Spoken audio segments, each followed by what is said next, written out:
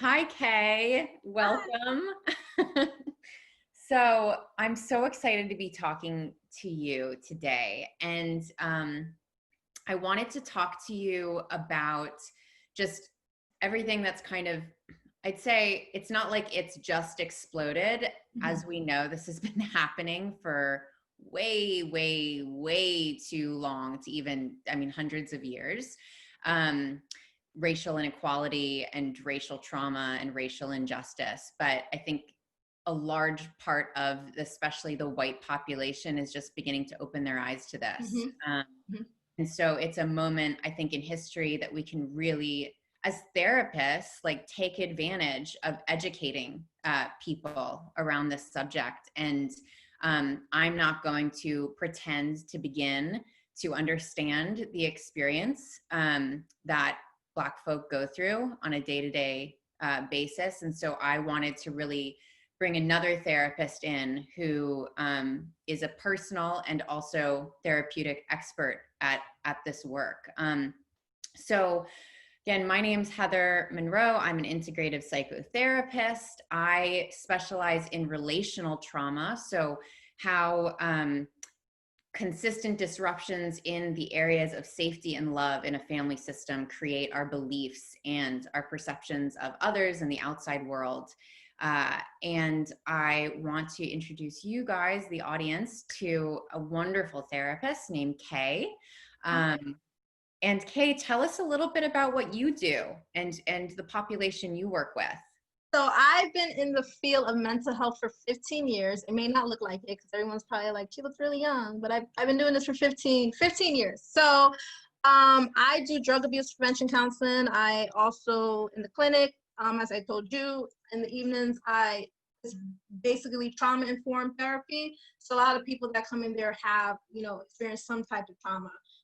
Whether it's abuse or just, relationship trauma, any type of trauma that affects your mental well-being that may lead to depression, anxiety, we can name the whole DSM. So that's kind of what I do. And I also have my private practice. And yeah, that's just the long and short of my story. So I have many hats, and I'm also a podcast host, Black Therapy Uncensored. Perfect. Tell them everything. I want them to be able to follow you and find you and all that stuff. And we'll say that at the end, like where people can kind of learn more about you. Yes. So you talked a little bit about trauma, your work in trauma, and having worked in the addiction field myself and just in mental health for over 10 years as well, I started to notice that it wasn't about the addiction, it was about the pain, right? And like, that's where it all stems from. I believe that almost all mental health disorders and personality disorders stem from trauma, some form or another.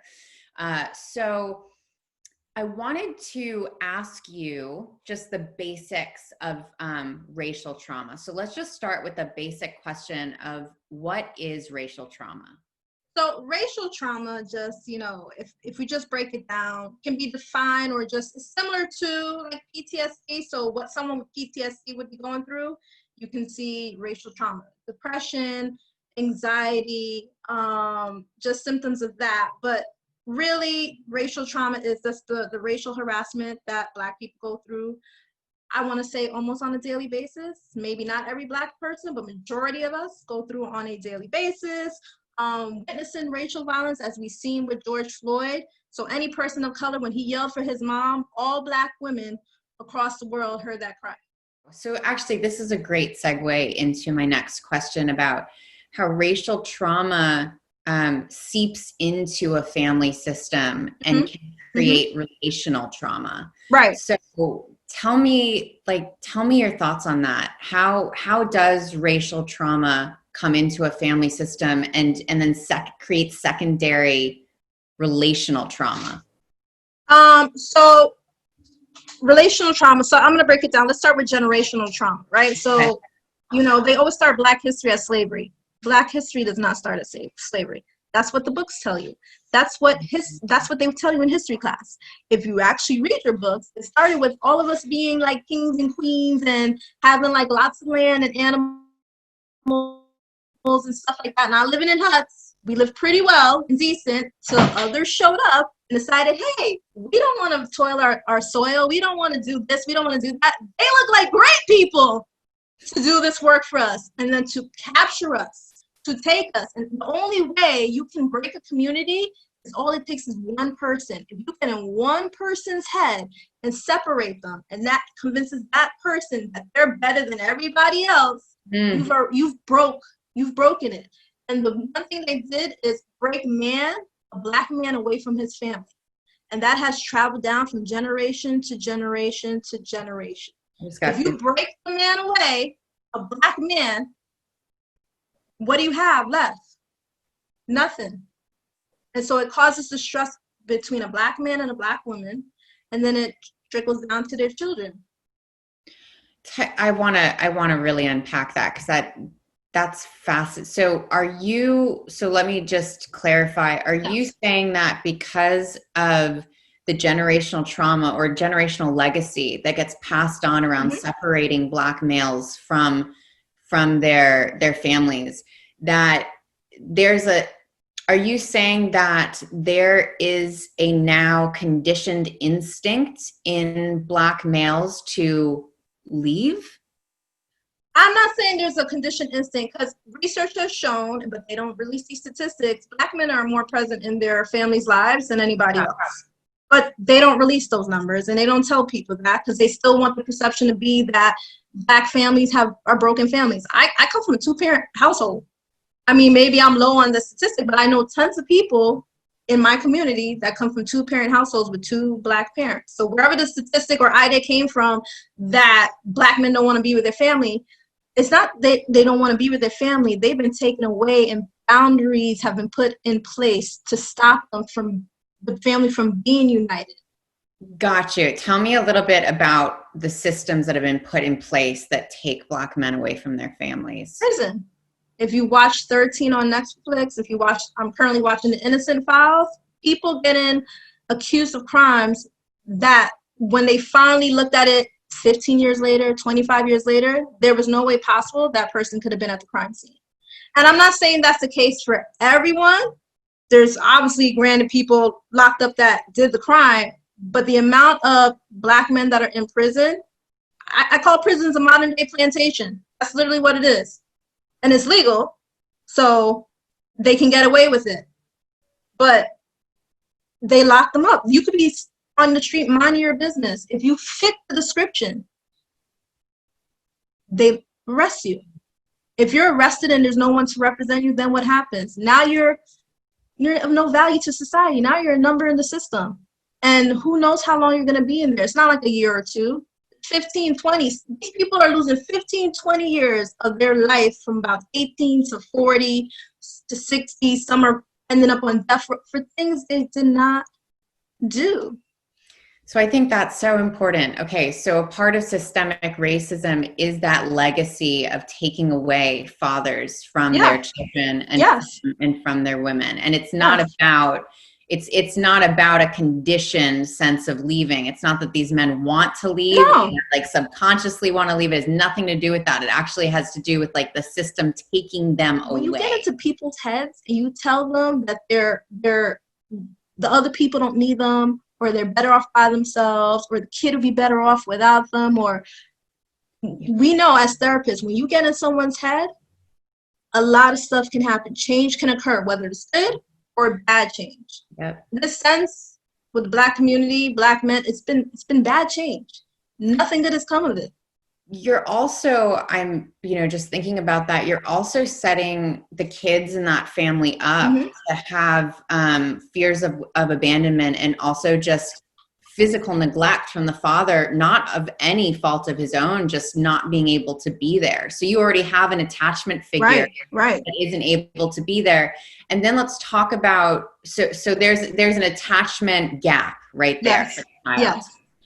Then let's talk about the mom and the stress that she's under, right? For having to raise however many kids that, you know, her and her partner have decided to have together. Mm-hmm. But tell me about like what happens with the strain on Black women, like how that becomes traumatic for them. You, as a Black woman, you feel like then you can't, the trust goes both ways. So Black men distrust Black women, and then Black women distrust Black men, because it's like, you left us, you left me, you left the family, you left me with kids raised by myself. And so again, it's that whole mind game going on, and mom now has to take on the role of being mom and being dad. So there's an automatic tension in the parents' relationship with each other because of systemic racism. Yes. And then the child grows up with probably some broken attachments. Right. So like a not secure attachment with dad, and maybe I'm not sure what happens with mom, if that can, I mean, you know, I think that it probably runs the gamut, right? Between secure and, you know, ambivalent and avoidant, all of that. Right. Yes. So mom, as a result, then she can't be the loving mom she wants to be. Exactly. If it's in her, I mean, you're taking on 2 jobs. She might have to pick up another job to provide for her children if she has more than 1 kid. 1 kid is still a lot. So if you have more than 1 kid, 2, 3, 4, whatever, it's a lot to just deal. So she can't be the mom that she wants to be. In her heart, of all hearts, she probably wants to be loving and caring and nurturing. But it's hard when you don't have somebody else to bounce that off of. Yeah. But she's having a stressful day, but she still got to be super mom. And yet with systemic racism and institutional racism, it makes it impossible for the mom to create that loving environment because she's not supported by the culture. No. And that brings us to how Black women are leading this movement right now. And I think that there's a lot of like talk about woke white women, like in the moment being like, now I'm just going to like teach all my white friends about white fragility and trauma and all that stuff. And how there is outcry of like, don't you dare, you know? And I'd love for you to speak on that, because you just touched on it, as to like, keep it in the right place. Like, right. Like what you're doing, your platform, like you said, hey, let me seek out a woman of color, a Black therapist to speak on this topic. So you could have got a white person that's got a PhD in like racial trauma, but it wouldn't do the same thing. Yeah. Or there was another training I saw, it was a whole white panel and not one Black person. They were going to talk about trauma in kids, racial trauma with children, and play therapy. Not one person on this panel was a Black person. I think they might have had 1 Latino, but I mean, that I was just like, okay. I counted. It was like 5 people, and there was not 1 Black person. I was like, this is a great topic, but there are Black therapists who do play therapy. Yeah. There are Black doctors that can tell you about the effects of, you know, certain medications on Black people or their pain threshold. So it just amazes me where the ideas are great, but they're not thought out. When you see TV shows and then people always come back with these, you know, and the notes in the phone of the apology, and it's just like, had you thought it out? Had you consulted with a couple of Black people? This Black woman would have told you no. And aren't we, by doing that, just keeping the same systemic thing going? Like basically saying, okay, there's racism. Let us teach us about racism that we've experienced. And then that's taking a voice away from, again, the Black culture, which is we've done for hundreds and hundreds and hundreds of years. Right. If on the just more subtle and more polished. Right. If on the right end you want to learn about, hey, how can we break systemic racism in our community? That's an okay topic for y'all to have amongst yourselves. But if you're talking about, hey, how can we help the Black community, or then you need to include a Black person or a couple of Black people, or just, you know what, you facilitate it and then the whole panel's all Black people. Because there's so much Black people can teach, but if you're not going to utilize the resources and then give us credit, then it doesn't make any point. And so the cycle continues over and over and over. You know, they thought, hey, if we integrate the schools and, you know, some of the more elite schools, colleges, universities, hey, we got a little sprinkle of Black people here, a couple of Latinos, some Asians, and make us look better. But what are you doing to actually integrate them? What are you doing to really make your school more diverse? Because just having 5 Black people and 2 Hispanics and 1 Asian does not make your school diverse. Oof, say more about that. That is such. It kills me when people say diverse. And I had this conversation with someone. They were telling me about Lower Westchester, and they named 2 counties in Lower Westchester. I won't name them because then we'll have the people saying, but my community is diverse. Diversity is if I can go to any part in that county and I see Black people. I don't want to say everywhere, but I can see Black people there. It's not separated. Yeah. I don't have the white people living here, and then when we go into the town, it's all the Black people, and it looks run down. Because we know all those counties in either Long Island or Westchester where all the white people is very residential. Everyone's got their lawns mowed, and everyone's got a nice backyard, and some people have pools, and the schools are very great because everyone puts taxes into them. And then as soon as we get to the part of the county where it's all Black people, it looks awful. It looks run down. And it's not the Black people doing it, because I could show you communities of Black people where we live perfectly fine, if not better. If you go to the Caribbean, a lot of Black people have really nice houses, nice jobs. My family, it's like a Black utopia. It's the place Black people want to be. It's only when we come here that racism is a real big issue. Because it was built on it, right? It was built on it. It was built on the blood of Black people, of Native Americans. Their land was stolen before we got here. Before they stole the Black people, brought the Black people here, the Native Americans were here. Yeah. Where is their credit and credibility for helping to build this land? We have places in America named after them, rivers and stuff, and valleys and mountains and certain parts in certain states. But they don't get any credit. No one gives them credit. No one says thank you to the Native Americans. What do? Name a football team after them and just make fun of them every year. Yeah. So much to talk. I know, there's so much to you all day. No, we could. This could be a whole 6-hour course on series. I just say I thank you, because you could have done this by yourself and said, hey, I talk about trauma. Let me tackle racial trauma. But you knew that you're limited kind of in that scope. So to kind of broaden it, let me bring on a Black therapist that can kind of, that's the research that white people need to do. And I also want to say, when you bring someone on, if you're going to bring someone into your community to educate, you pay them for their time. I think that is a huge. Exactly. That's the other thing. People take from Black people. That goes back to the whole appropriation. They take from Black people, and not only don't we get credit, we don't get paid for it.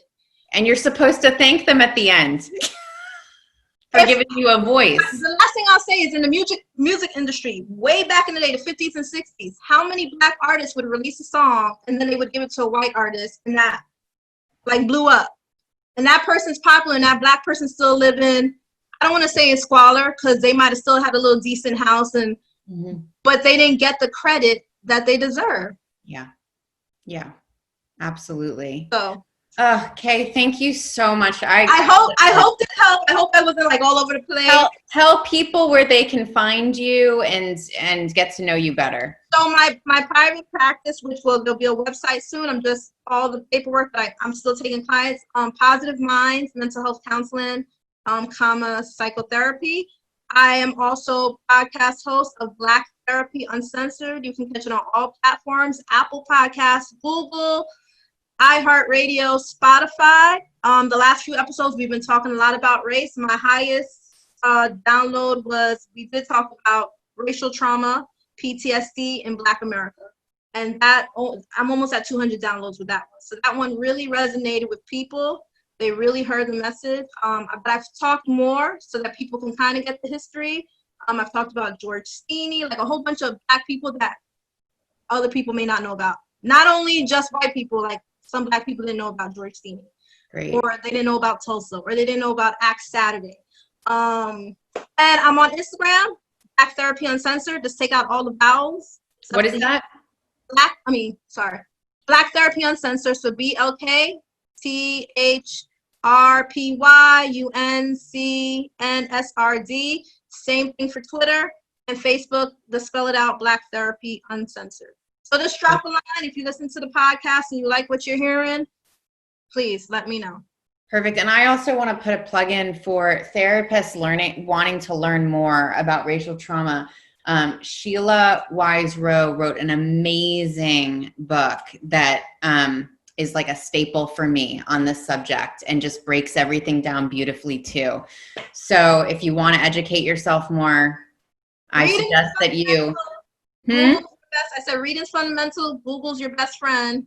Thank you, everyone. Thank you, Heather, so much for having me. I appreciate this. Yes. Thank you so much, Kaye. And I will talk to you soon. Yes. Bye-bye. Bye.